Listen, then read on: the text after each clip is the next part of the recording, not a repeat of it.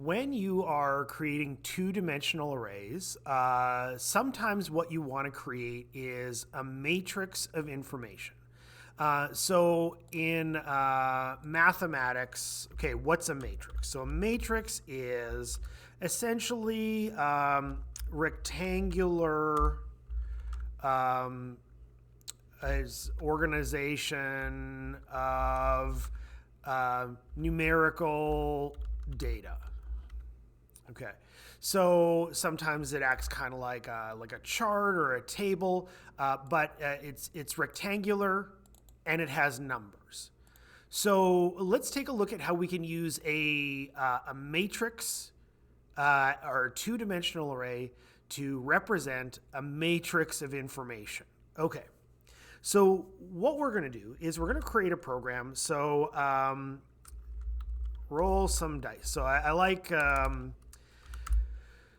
die rolling because it lets us load things quickly with random numbers, and it represents something that we can find in real life. So if you go to a store that has game supplies, so you can get dice with four-sided, let's do dice sides. You can get 6, you can get 8, 10, 12, and 20. There are others that you can get, but these are the common ones that are available for a variety of dice-based games that you might want to play. So what if we wanted to keep track of rolls that we get on these dice, and the totals of those rolls from rolling one of them all the way up to rolling 12 of them. So we're going to roll 1 to 12 of each of these, and then we're going to get our result. Okay, so how are we going to store this information? So we're going to need an integer array, and we are going to have 2 dimensions of data here. It's going to be a 2-dimensional array, and this is going to keep track of our rolls. And we're going to set it up like this. So what I want to do is in the first axis of information, which would be like the rows, I want to keep track of which die I am using. So let's go all the way to, let's make it a size 21 so that the last address in that, in the rows section is going to be 20. Okay, that'll help us keep track. Now we want to go up to 12 rolls, so I want the last piece of information in the columns to be 12. So that means because it starts as 0, I'm going to need 13 pieces of data representing the columns. So imagine that this is going to be a rectangle with a height of 21 and a width of 13, and we're going to kind of ignore the 0 row and the 0 column for this. Okay. Now, we also need another variable here that is going to keep track of the total of all of the dice. So like when we are rolling 4 10-sided dice, we're going to get a random number from 1 to 10 over and over again and 4 times, and then we'll create a total from that. And that'll be the information that we put into our matrix. Okay, so here's how we're going to do this. So we're going to put a for loop here, and this is going to run through our different dice that we will be rolling. So we're going to start on 1. I'm just said that I'm ignoring the 0 column. I guess I could start at 4 for this, but I'm just going to fill this with information. So even if we needed access to a one-sided die, whatever, we'll include it anyway. While I is less than rolls.length I plus. Okay, so this one is going to traverse the die sides. Oh, turn this into a comment. So what this is going to do is this one is going to go down all of the different dice that we want to include.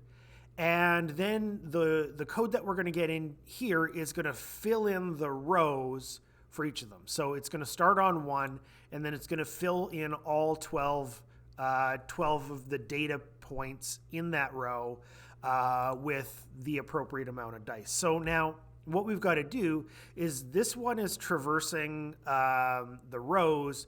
We need another one that is going to traverse the columns or the cells within that row. So for that, we need another traversal for loop here. And again, we just can't count up. We just increase the letter each time typically. So int j equals 1 while j is less than. And then what we're going to do is say we're on row 4. How many cells are there in row 4? So that would be kind of like rows 4 dot length j plus plus. Now, of course, we're not just going to do row 4. We're going down all of the rows one by one, and we're using I as our tracker to keep track of which row we're currently working with. So this is going to traverse the number of dice. And that's going to be like the cell information that we're putting into our table. Okay, so now let's actually count up what our rolls is. So this is where we are going to perform rolls. So in order to do that, let's set the roll total to be equal to 0. Now, how are we going to do this? Say I've got 1 to roll. I'm going to do that one time. But I'm going to have, when I'm 5 columns in, I'm going to have 5 rolls to make. So 1, 2, 3, 4, 5. So to keep track of how many rolls we're doing, we're going to use yet another for loop. But this isn't going to be a traversal for loop, so it'll look a little bit different. So for int k equals, again, I'm counting up letters or increasing letters. So with this one, what I want to do is I'm going to start this as 1 because the first time, the first cell of information here, I'm going to put in, only 1 roll. I'm always going to have at least 1 roll because I'm starting at 1. And then we're going to go while k is less than or equal to the number of rolls that I have to make. So when I am on the 4th column, I'm going to have to make 4 rolls. So that would be a 4. Now, and then I would do k plus plus. And then here, this one's pretty easy. Well, we'll leave this for. Actually, let's do this. So roll total plus equals, and then this is where we're going to put our randomization here. So int. So math.random times. Now, what are we multiplying this by? So our random number is going to be based on which row of the table we're in. Which element here refers to the row of the table that we're in? Well, that's going to be controlled by I, because remember that I is going down the number of dice, and it becomes the amount of dice each time. So we're going to multiply this by I, because that will know which row or which die we're currently rolling. And we're going to go plus 1. Okay, so this will be the random number formula for that. Now, the other thing that we're doing here is we're not only going to have 4 rolls, we're going to have to put the variable in here that keeps track of how many dice I'm supposed to roll. And that's going to be the value j, because remember, as we're going through the cells in the row or across the columns, that's going to be the number of rolls that we have to make. So this is going to be while k is less than or equal to j. Now, at the end of this, we are going to have our total constructed after the amount of rolls that we need to make. Now, what are we going to do with that piece of data? We need to store this in our matrix. So the way we're going to do that is rolls. Now, where do we store it in our matrix? Well, the address for this is going to be the row that we're on, which is controlled by I, and the column that we're in, or the cell within that row, is controlled by J. And then we're going to put this here, roll total. So what we do is we get our total, and then we store it in the appropriate cell within the table. Okay. Now, let's take a look at what we've created. What I want to do is I want to make another one of these that's going to print out the information. So I guess just to keep track, this stores the piece of data. Now down here, what I want to do is print the matrix. Okay.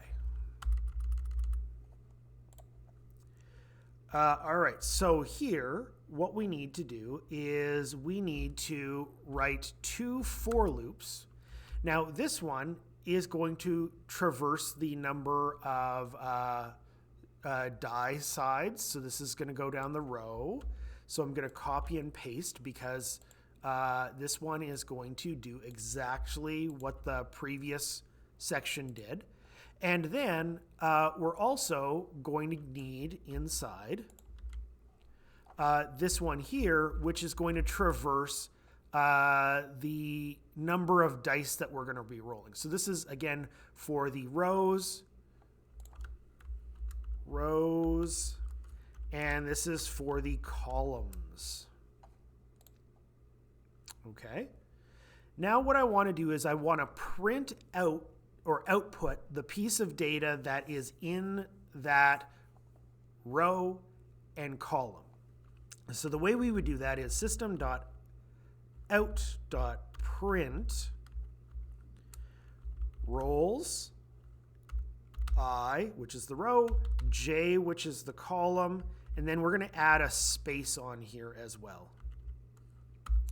And then after I am done an entire row, so I've printed every cell within that row, what I want to do is I want to skip to the next line. So let's do a system.out.println. Okay, and then we'll run the program and we'll see what we get. I just missed a semicolon up here. All right, run that again. Okay, now the formatting here isn't spectacular, but you can get a really good sense for what it's doing. This is rolling 1 die of, like, we could probably use some headings here, but this demonstrates the matrix pretty well. This first column represents rolling 1 die of each of those types. So on our 20-sided die, we got 3 by rolling 1. The second time we went through, we got a 37 by rolling 2 of them, and it adds them together. So the way it gets loaded is it goes across the rows. So the first time I is equal to 1 and J is equal to 1. Then J becomes equal to 2, then 3, then 4, then 5, and all the way to 12. And then it finishes that loop, begins again, and now I is equal to 2 in this case. And then J goes from 1 to 12. So that is essentially how we would use this to store a full matrix of rectangular data with dice numbering from 1 to 20 and with rolls going from 1 to 12.